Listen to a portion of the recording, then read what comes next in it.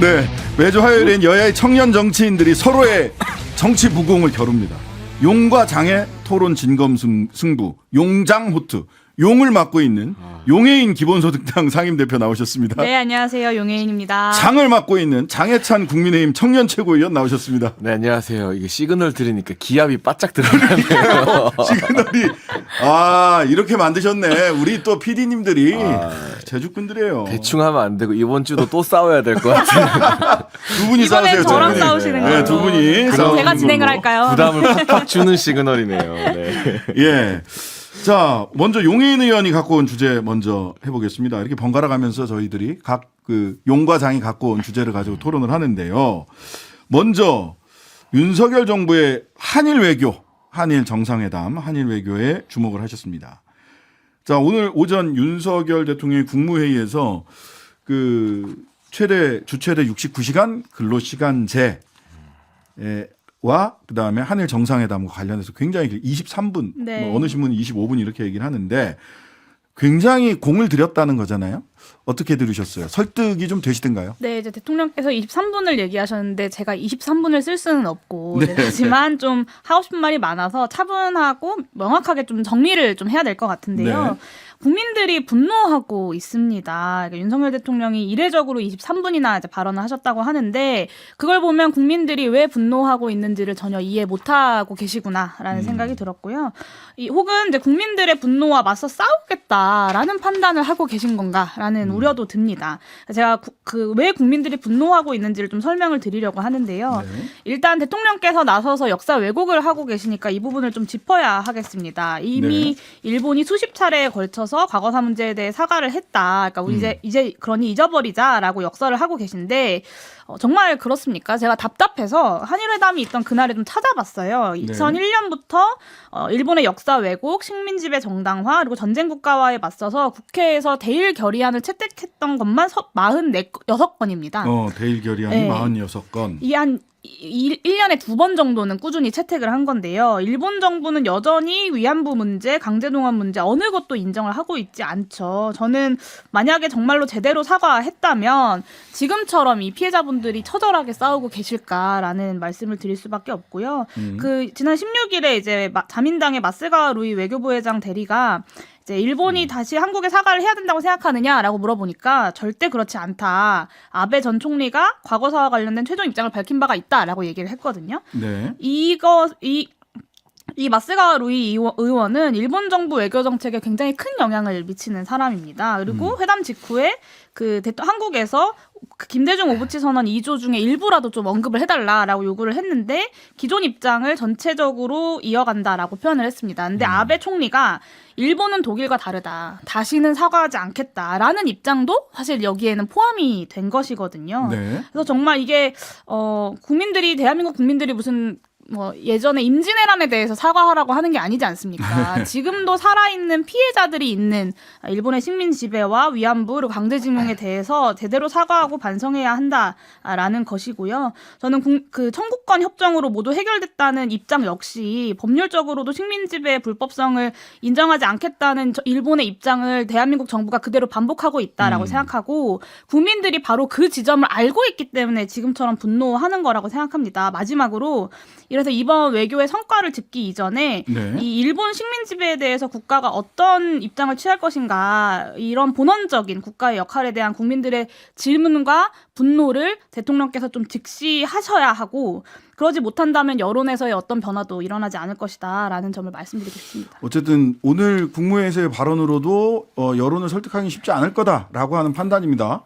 예. 근데 저는 오늘 국무회의 발언 장해찬 중에 최고위원. 이제 윤석열 대통령마저도 지지율이나 다른 국내 어떤 정치적 문제 때문에 한일 관계 회복이라는 시급한 과제를 팽개치면 이 대통령으로서 책무를 외면하는 것이다라는 말씀이 좀 와닿았습니다. 네. 사실 정치를 조금만 아는 전문가들이나 이 정무적으로 일하는 사람들이 한일 정상회담하고 이렇게 한일 관계 회복을 위해서 대한민국 정부가 먼저 손을 내밀면 지지율이 떨어지고 여론이 안 좋아질 것이라는 것을 예상 못할 리가 있겠습니까? 대부분 어느 정도 이게 국내 여론에 악영향을 미친다는 걸 전부 다 예상하고 있었을 겁니다. 그럼에도 불구하고 누군가는 해야 할 일이기 때문에 이 정부에서 이 미래를 향해 나아가기로 결단했다는 것을 국민들께 절박하게 호소했다고 생각을 하고요. 다만 용해인 의원 말씀하신 것처럼 일본 측의 어떤 호응이나 이런 부분이 100% 우리 마음에 차지 않는 것도 맞죠. 네. 근데 그럼에도 이제 양국 기자회견에서 기시다 총리가 역대 내각 입장 계승이 아니라 1998년의 입장을 포함해서라고 명시적으로 김대중 오부치 선언을 콕 집긴 했거든요. 네. 98년도에 발표된 양국 간의 이 회담 내용이나 선언은 오부치 김대중 선언밖에 없으니까요. 그 부분을 명시적으로 콕 집었고 저는 이제 이 들으시는 시청자분들께서도 아, 우리가 너무 많이 양보한 거 아니냐라는 생각하실 수도 있어요. 다만 이게 이번 한 번의 회담으로 끝나거나 한일 관계만으로 끝나는 것이 아니라 국제사회에서 그동안은 우리 입장에서는 억울하지만 미국을 비롯한 국제사회가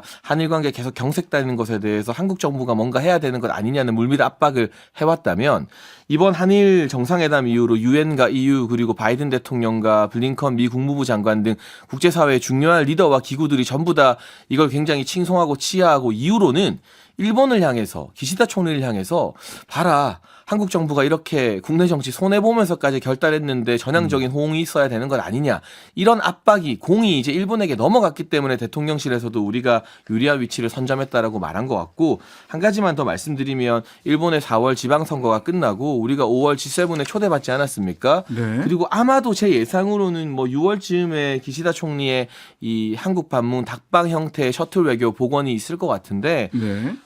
기시다 총리 입장에서도 이런 국제사회의 압박 이후에 4월 지선 이후에는 뭔가 우리 국민들이 그래도 조금 수긍할 수 있는 전향적인 조치를 하지 않을까. 이 4월 말에 한미 정상회담까지 포함해서 한 여름까지의 조금 하나의 패키지로서 이 외교 일정을 한번 보시고 그 이후에 우리 국민들께서 다시 한 번 더 판단해 주셔도 좋겠다라는 말씀도 좀 드리고 자, 싶습니다. 성의 있는 조치가 있을 것이다라고 하는 바람은 3월 6일 날인가요? 그때 이제 3월 1일 3.1절 때도 그렇고 그다음에 해결 방안을 내놓은 이후에도 그렇고 또 이 정상회담 때까지 일본 측의 성의 있는 조치가 있을 것이다. 그것을 기대한다라는 얘기를 박진 외교부 장관도 그렇고 대통령도 반복을 했는데 오늘 국무회의에서도 성의 있는 조치를 기대한다라고 얘기를 했어요. 만약 지금 그때까지 한 7월 달까지를 네, 좀 보자 그랬잖아요. 그때까지 성의 있는 조치를 뭘 내놔야 되고 만약 그런 성의 있는 조치가 없을 경우에는 우리는 어떻게 해야 되지? 하는 질문이 그런 질문이 당연히 나올 것 같아요. 용 의원님 어떤가요? 어떤 성의 있는 조치를 해야 됩니까? 어떤 성의 있는 조치를 받아낼 수 있는지는 이런 협상의 결과와 이런 회담의 결과를 만들어낸 정부 여당에서 저는 해명해야 되는 답변해야 네. 되는 상황이라고 생각하고요. 그 잔의 반을 채워달라라고 그랬죠. 회담 직전에 예. 있었던 국민의힘 최고위원회에서 최고위원님들도 최고위원분들도 많은 얘기를 하셨습니다. 근데 네. 그렇게 기대한다. 정상회담에서 무언가가 진전된 이야기, 일본이 잔의 반을 채운 이야기가 나오길 기대한다라고 하셨는데 네. 막상 열어보니까 뭐가 없었잖아요. 잔을 걷어찼다 이런 어쨌든 평가가. 한일 정상회담까지는 그 잔은 채워지지 않았다. 네, 그랬더니 이제 와서 하는 말이 일본의 지방선거 끝나면 그 이후에 뭔가 있을 것이다 기대한다라고 또 말이 바뀌고 있습니다. 그러면 7월이 지나고 지방선거 끝나고 나서도 제대로 된 일본의 호응이 없으면 그때는 또 뭐라고 하실 것인지 저는 이것도 굉장히 좀 의문입니다. 예.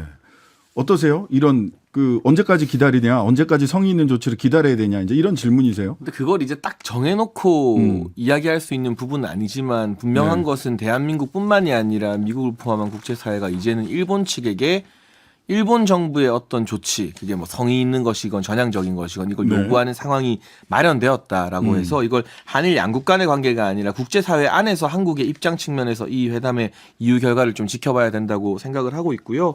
일단은 많은 경제지에서 사실 우리가 과거 일본의 수출 규제 적용 이후에 소부장 이 국산화 성공한 부분도 있지만 그 이후로 오히려 일본 부품 수출액 자체는 더 늘었다라고 하더라고요. 제가 확인해 보니까. 네. 그런데 이번 회담 이후에 3개 품목에 대한 수출 규제 해제 그리고 화이트리스트 복원 같은 경우도 2달 정도가 걸리긴 합니다만 이게 동아시아에서는 일본의 화이트리스트에 포함되어 있는 국가가 거의 없어요. 전 세계적으로 약 20여 개 국가 정도인데 이 부분에 대해서 약속을 받고 조치에 들어갔고 또 G7의 초대를 받았고 하는 등 점진적으로 기시다 총리나 일본의 정치권 같은 경우도 움직이고 있는 기미가 있는 것은 분명하다. 박진 외교부 장관이 말한 물 반컵 아직 제가 봐도 일본이 우리가 따른 반컵만큼 거기도 반컵 더 따르지 않았습니다. 그런데 따르려고 하고 있고 계속해서 일본이 더 따를 수 있게끔 우리가 단독적이고 동시에 또는 국제사회와 함께 합동적으로 계속 일본을 추인할 수 있는 요소를 그게 압박이 되었건 뭐 권유가 되었건 이 남은 외교 일정 중요한 일정 동안 계속해서 해 나간다면 우리 국민들도 고개를 끄덕일 수 있을 만한 조치를 끊어낼 가능성은 여전히 남아 있다고 생각합니다. 네. 자, 독도, 위안부, 후쿠시마 수산물, 후쿠시마 원전 오염수 방류 문제, 초계기 문제 등과 관련해서 적어도 일본의 수상 관저 쪽 총리실 쪽이나 또는 그 윤석열 대통령을 만난 야당 의원들 또는 여당 의원들이 적어도 언론 플레이는 하고 있는 것 같아요. 그렇죠? 만나서 난 이 얘기 했다. 이게 뭐 선거용인 것 같은데 보니까 내가 이렇게 센 얘기 막 한국 대통령 만나서 했어. 이러고 있는 것 같아요. 그러다 보니까 이거 믿을 수 있냐, 일본. 저렇게 언론 플레이 하는데 여기에 대해서 오히려 더 세게 항의하고 이렇게 못하도록 해야 되는 거 아닌가? 이런 얘기도 있고 그런 거 관련해서 국회에서 국정조사 하자는 이야기도 민주당 쪽에서 나왔습니다. 이 국회에서 이 한일 정상회담 관련해서 어떤 조치를 할 수 있나요? 네, 일단 이제 동북아 평화를 고려할 때 중국의 파트너 중 한 국가인 그 중요한 파트너 중 한 국가인 중국의 경우에는 매우 격렬하게 반대를 표명하고 있었다는 것도 좀 지적을 해야 될 것 같고요. 네. 장례찬 최고위원 말씀하시는 것처럼 외교가 그렇게 대국적으로 양보하고 반대 측에서 또다시 대국적으로 양보하고 이렇게 돌아간다고 정부 여당이 믿는다면 저는 우리나라 정부가 외교 문제에 있어서 너무나 아마추어인 것이 아닌가라는 우려가 들고요. 매 순간에 외교의 성과를 두고 평가하고 그 지점에서 다시 협상을 해야 하는 것이 외교라고 저는 봅니다. 네. 이번 이 대일 외교 참사에 대한 국회에서의 조치들도 저는 어떻게 좀 바라보고 있냐면 이 대일 굴욕 외교의 손익계산서가 좀 불분명합니다. 그러니까 윤석열 대통령이 23분씩 설명을 해봤자 국민들한테 하나도 설명이 안 되고 있어요. 실제로 일본에서는 이 한일 정상회담에 대한 긍정평가가 매우 높았다고 하고 제가 여론조사 수치를 직접 이야기하진 않겠습니다만 한국에서는 이 정상회담 성과에 대한 부정평가가 더 높았습니다. 저는 누가 봐도 기시다 정권만 신났고 우리 국민은 울상인 회담 결과다라고 볼 수밖에 없고 뭐 위안부 문제 얘기했다, 후쿠시마 수산물 수입 문제 얘기했다, 일본에서는 의원 입으로 보도까지 나오는 상황인데 대통령실에서는 그런 거 일절 안 했다는 해명만 하고 있죠. 그 바이든 날리면 사태 때 대통령실에서 굉장히 강하게 MBC를 질책하면서 그 전용기에 태우지 않는 일도 있었고 지지난 방송에서 장례찬 최고위원께서 방통위에 찾아가겠다 당선되면 일성으로 이렇게 얘기하셨는데 방심위에 찾아가겠다라고 하셨는데 왜 일본의 이런 보도들에 대해서는 그렇게 강하게 얘기하지 못하시는 건지 정말 국민들로서는 의문이 들 수밖에 없죠. 네. 저는 그 소수 강경파 일본 네. 의원들의 이런 언론 플레이 대단히 부적절하다고 생각합니다. 네, 근데 네. 제가 아쉽게도 일본 방심을 찾아갈 수는 없는 그런 노릇이고요. 다만 네. 이 일본 자민당에서 여전히 가장 강한 영향력을 가진 의원을 아소다로 의원이라고 네, 평가를 그렇죠. 하는데 네. 한일협력위원회 위원장이고 14선을 했죠. 네. 근데 아소다로 의원을 포함한 일본 자민당의 주류 그러니까 중진들 여기 있는 중진들이 대부분 다 9선부터 시작하더라고요. 네. 9선, 10선 막 이런 분들은 이번 회담에 대해서 고평가할 뿐 우리에게 민감한 이슈에 대해서 뭐 이 섣불리 언론 플레이를 하고 있는 것 같지는 않아요. 저는 네. 대통령실에서 양국 정상간 대화에 대해서 이제 뭐 백부를 하거나 이걸로 자기 장사하는 건 부적절하다라는 반응이 나왔고 네. 우리가 민감해할 만한 사안 논의하지 않았다라고 선 그은 건 적절하다고 보고요. 네. 이 야당이 요구하는 국회 운영이나 국정조사는 좀 무리수라고 보는 게 이게 우리 정상이 외국에 나가서 타국 정상과 만나서 회담을 가지고 온 내용에 대해서 국내에서 국정조사를 해버리면 이 국제적 신용도 차원에서 우리 정상이 어느 외교 활동을 하는 게 이제 다 힘들어집니다. 네. 마찬가지로 저희가 야당일 때도 문재인 전 대통령이 북한이 김정은 위원장을 도보다리에 만나서 대체 뭘 건네줬는지, 무슨 이야기를 했는지, 또는 중국에 가서 10개 중에 8개를 혼밥하고 온 외교 참사를 왜 일으켰는지 등등에 대해서 저희가 비판은 많이 했지만, 그렇다고 해서 그 도보다리 회담이나 이 중국 혼밥 외교 일정 이유에 대해서 저희가 국정조사를 요구하거나 대통령실 운영위에 불러서 막 질타하겠다라고 요구한 기억은 없거든요. 그 당시에도. 왜냐하면 잘했든 못했든 거기에 대해서 평가를 하고 비판할 수도 있지만, 국정조사로 들어가 버리면 이제 우리가 외국 나가서 외국 정상들 만나고 할 때 상대국 입장에서 지금 내가 이 대한민국 대통령 만나서 외교 일정 가지고 논의한 것이 대한민국에서 국정조사 대상이 될 수 있다고 생각하면 이게 좀 꺼려지지 않겠습니까? 그럼 그만큼 우리 정상이나 외교 이 라인의 운신의 폭이 줄어드는 것이기 때문에 그냥 야당이 비판하는 거 하지 말라고 안 합니다.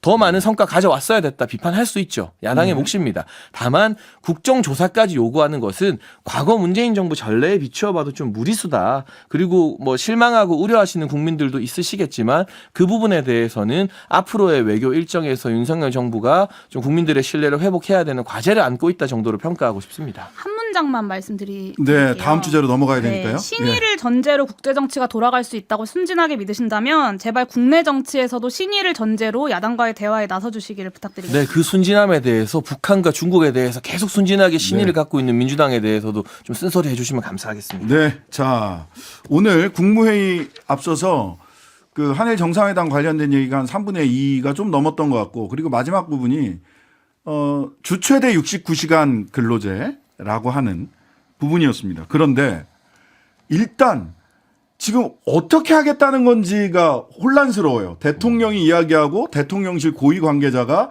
뭐 대통령 개인의 의견이라는 게 존재하는지 모르겠는데 분명히 지시사항이었는데 개인 의견이다라고 얘기를 했다가 오늘 아침에 국무회의에서 얘기했는데 또 그걸 부정하는 듯한 얘기가 또 오후에 고위 관계자 발로 나왔어요.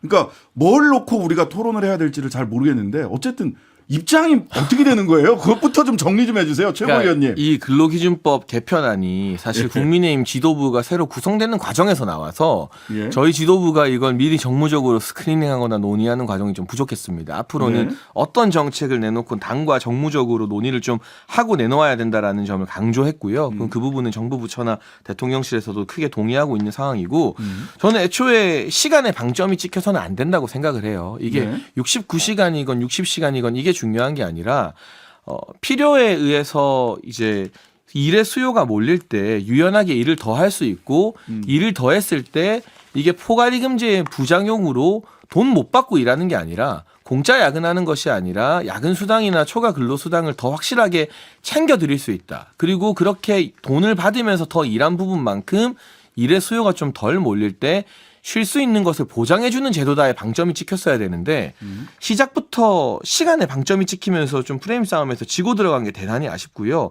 그래서 지금부터는 정부 부처나 대통령실이나 저희도 일을 좀 더 할 수 있다. 수요가 몰릴 때 몇 시간 더 할 수 있다를 가지고 이야기할 게 아니라 많은 근로자분들이 이 이야기를 해요. 현장에서 만나보면. 그래 좋다. 우리가 돈 더 받으면서 일 많이 하는 거 좋아. 하지만 그렇다고 해서 일 적어질 때 쉬고 싶을 때 휴가 쓸 수 있느냐. 그건 대기업 이야기고 대부분의 중소기업에서는 못 써요. 그 사장님 눈치 보여서 못 쓴다는 말을 많이 하거든요. 그렇죠. 그분들이 안심하고 휴가를 쓸 수 있고 초과 근로한 만큼 돈 안 떼이고 돈 수당 다 받게 하는 그런 감시제도, 그 부분에 대해서 정부가 더 힘을 쏟겠다, 근로자의 편에 서겠다는 이야기를 일관되게 많이 하고, 거기서 신뢰가 쌓이면 그 신뢰를 담보로 해서 이 근로시간 유연화라던가 일정 부분 주당 근로시간이 늘어날 수도 있는 부분까지도 소통이 가능한 부분이지, 아직 그 휴가 쓸 수 있는 것에 대한 또는 수당 받으면서 일할 수 있는 것에 대한 신뢰가 안 쌓였는데 무턱대고 주당 근로시간부터 늘릴 수 있습니다라고 말하는 거 잘못된 접근 방법이었다라고 저도 좀 반성이 되는 부분이고요. 네. 제가 말한 기조, 그러니까 근로자분들에게 더 권익을 찾아드리겠다, 공짜 야근을 근절하겠다라는 방향으로 다시 출발해야 된다고 생각합니다. MG노조랑 이번 주 금요일 날이요? 네네. 예, 회동 맥주 치맥하신다고요? 네네. 이건요, 뭐, 큰 어떤 저희가 이 자리에 가서 MG노조를 설득하겠다 이런 관점이 아니라 보니까 이분들이 국회의원들도 만나고 장관들도 만나는데 이게 국회의원과 장관분들이 이 제도 좋은 거야, 너희가 오해하고 있어라고 자꾸 설명하는 것 같더라고요. 네. 근데 저는 그렇게 하고 싶지 않고 같은 30대 또래들끼리 저희가 말하기보다는 이 30대 근로자들의 어떤 불안과 우려가 무엇인지 그냥 맥주 한잔 하면서 들어보겠다. 그리고 이런 자리 좀 자주 가지자라는 차원에서 치맥회동을 제안하게 됐습니다. 자, 설명의 방점을 바꾸고 소통을 늘리면 이 문제 해결될 수 있을까요? 용혜인 의원님. 저는 결국 열심히 포장하려고 애쓰시지만 핵심은 현대판 강제노동이다라고 보고요. 이 고용노동부에서 해명 자료를 낸 것도 살펴봤어요. 그 일과표, 일정표가 있고 네. 휴가 이렇게 있는 게 있는데 보면 실제로 62시간 주 6일 근무해서 근로시간 저축계좌로 받는 휴가가 고작 3일이에요, 한 달에. 그러니까 고용노동부가 주장하는 것처럼 이 3일 휴가에 무슨 노동자 시간 주권 휴식권 이런 거 보장이 되지 않는다는 거고요. 이 3일이라는 휴가를 노동자들에게 보장해주고 싶어서 이러는 거라면 그냥 휴가를 3일 더 주면 됩니다. 이게 네. 마치 휴식권을 더 보장해주는 것 마냥 포장하는 것은 정부에서 가짜뉴스를 살포하고 있는 거다라는 말씀을 드리고 싶고요. 네. 69시간을 두고 이제 와서 악의적 프레임 운운하는 것은 저는 손바닥으로 하늘을 가리는 것이라고 보는데요. 이게 마치 이번에 갑자기 튀어나온 것처럼 장례찬 최고도 말씀하셨지만 사실은 작년 12월부터 시작해서 4달가량 되는 시간 사이에 진행이 된 겁니다. 작년 네. 12월에 미래노동시장연구회 라는 이제 전문가 단체 명의로 근로시간 개편안 권고안이 나왔던 거 네, 기억하시죠? 작년에 나왔죠, 작년에. 네, 그게 지금까지 논의가 이어져서 이번에 69시간 논란이 이어진 거고요. 저는 이 근로 개편안을 미래노동시장연구회에서 발표하자마자 고용노동부 장관이 환영하면서 기필코 완수하겠다라고 얘기했었어요. 그리고 윤석열 대통령도 신년사에서 3대 개혁으로 이제 노동개혁 짚으면서 노동시장 유연화하겠다고 공언했었고 그 결과 나온 게 이 69시간 노동제인 겁니다. 그래서 저는 국민 반발이 거세지니까 이제 와서 말 바꾸기에 여념이 없다라고 비판할 수밖에 없고 네. 일주일 사이에 5번이나 말씀을 바꾸셨습니다. 도대체 네. 어떤 장단에 춤을 춰야 하는 건지 알 수 없다고 저도 보고요. 짧게만 마지막으로 말씀드리면 네, 한 10초 남았어요. 네, 이 근로기준 유연화에 대해서 이러다 휴가도 못 받아 먹는다, 수당도 못 받아 먹는다 이런 국민의 우려를 불식시키는데 최선을 다해야 한다고 말씀드렸지만 네. 노사가 합의해도 일정 시간 이상 초과 근무했을 때 그걸 형사 처벌하는 나라는 OECD 선진국 중에 프랑스와 우리나라밖에 없습니다. 자, 그 부분은 오늘은 자율권을 좀 드리고 예, 싶습니다. 여기까지요. 용장호트 오늘 여기까지입니다. 장혜찬, 용혜인 두 분 감사합니다. 하루 종일 기다려지는 진짜 시사. 평일 저녁 6시 5분 신장식의 뉴스 하이킥.